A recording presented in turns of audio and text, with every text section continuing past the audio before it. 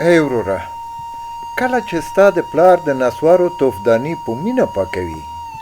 هغه خور میرمن چې ستا د کوچني ورور وراره ورېرې یا کوچنی لورکی متیاز در پاکوي، هغه خور میرمن چې تا ته ستا بستره هواروي،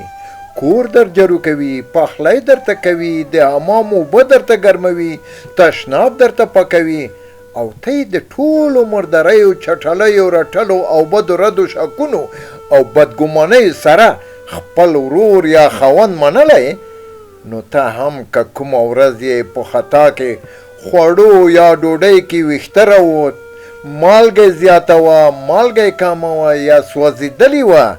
نو د ځان نه زمری مه جوړوه، لږ انسان شه، دوی هم انسانان دي، د چا خویندې، د چا میندې، د چا لوڼه دي.